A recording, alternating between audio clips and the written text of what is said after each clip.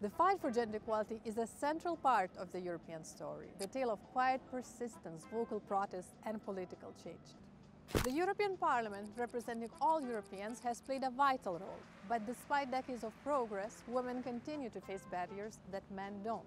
We must keep fighting until every woman in Europe has the same chances as every man. Equal opportunities means democracy. What gives the EU the right and the obligation to fight for gender equality? And why is Parliament such an important part of the picture? For answers, I met Antonella Sberna, Parliament's Vice President responsible for its Gender Equality Week, and Lina Galvez, Chair of Parliament's Committee on Women's Rights and Gender Equality. Why is it still important to fight for gender equality in the EU? The estimations to reach equality are close to 70 years within the European Union, and worldwide it is close to 300 years. So we are not there. Women's rights are not independent of democracy. The ones that want to attack democracy are really going against women's rights, because feminism has been the most democratic political movement of this 21st century. Across the EU, women earn 12% less than men on average. They represent only 1 in 3 members on corporate boards, and they are underrepresented in most of the national parliaments. Subtle discrimination persists, and women continue to face sexual harassment, gender-based violence, and difficulty reconciling careers and childcare.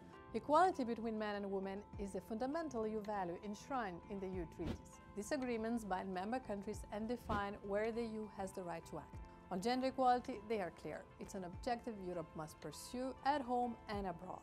They are the legal basis for the EU to take action to promote equal opportunities, equal pay, and equal participation, to fight against discrimination, gender-based violence, and so on. Beyond the legal aspects, in my opinion, the EU has a kind of moral obligation to pursue equality and show that an inclusive society is really possible.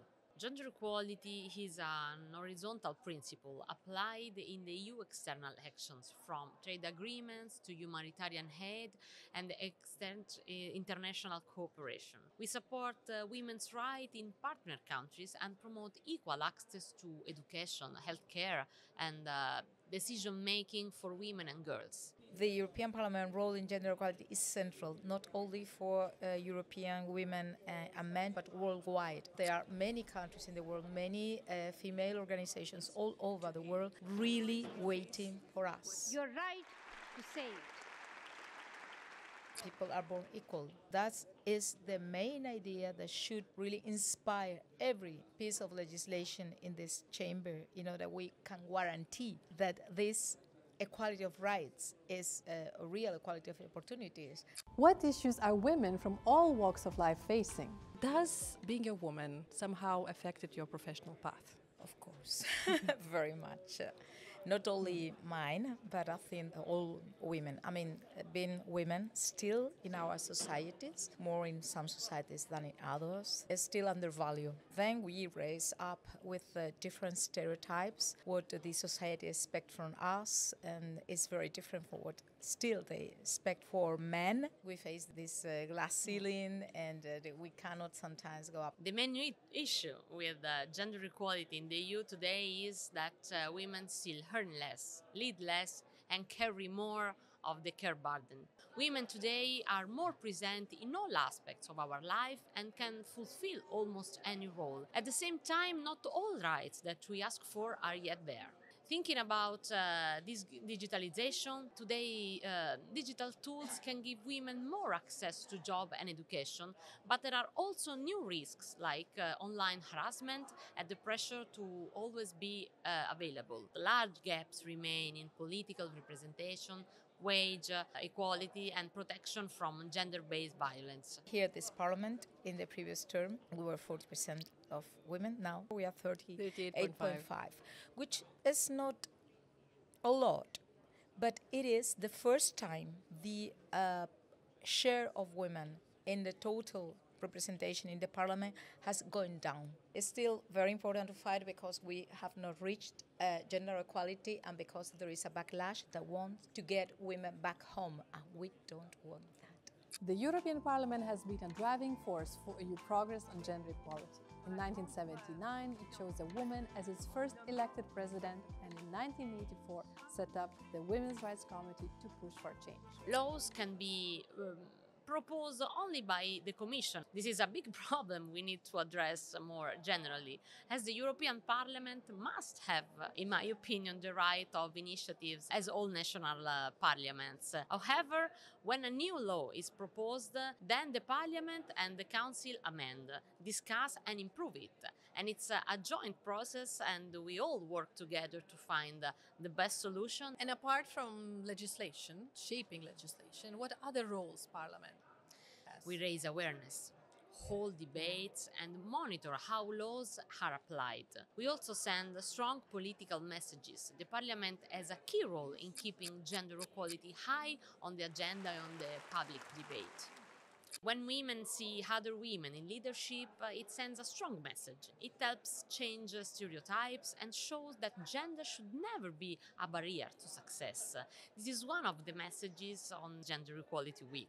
You could tell us a little bit more about the Gender Equality Week. What is its purpose? Gender Equality Week is the best tool we have in the European Parliament to mainstreaming gender equality in all committees. Each committee discusses how gender affects its area, from the economy to the environment. Unless we are able to bring that principles, to bring that equality to all our regulation, to all of our policies, we will not advance on gender equality and on women's rights. In 2024, the EU adopted several major directives tackling discrimination against women. Now, it's up to member countries to implement those measures on closing gender gap in pay and pensions, increasing female representation on company boards, and ending gender-based violence. One of the main achievements we have was with the gender-based violence directive. I think this is a huge step, having in mind that 1 out of 3 women in the European Union has suffered any kind of violence. This is something we cannot really afford if we are democracies. So obviously it is also important to work directly in labor market, as we have done, for instance, with the Pay Transparency Directive. It is a very important tool because it allows everyone to know how much that person is paid compared to another person that it is doing a job of equal value. What would be your message to those member states that are not that eager to implement it? Well, just to say that they are losing a lot of talent. They are losing to have better societies, more equal societies, more prosperous societies, and more democratic societies. Keeping up the fight for gender equality is not just about political will. It also requires investment. That's where the EU's long-term budget comes in, funding common projects to help EU countries achieve more together than they could alone. Budget is the tool that shows political priorities, but it is also the place, and there are tools for it, gender-sensitive budgeting, to advance on what we call this gender mainstreaming. To keep improving gender equality in the EU, the next budget should really include gender mainstreaming in all the budget.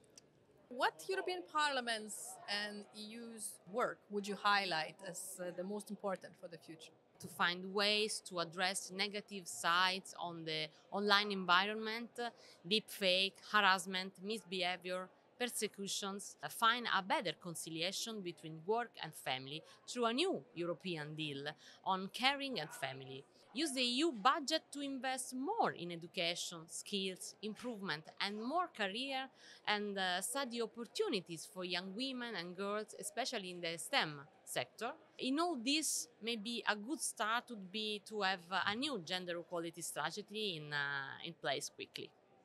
STEM stands for science, technology, engineering, and mathematics.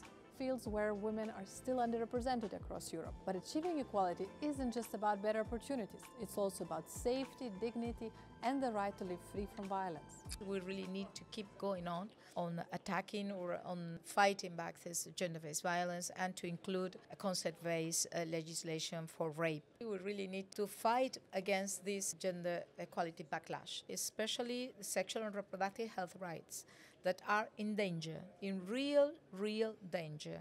What's your message to young Europeans about gender equality? Talent and skill and no gender.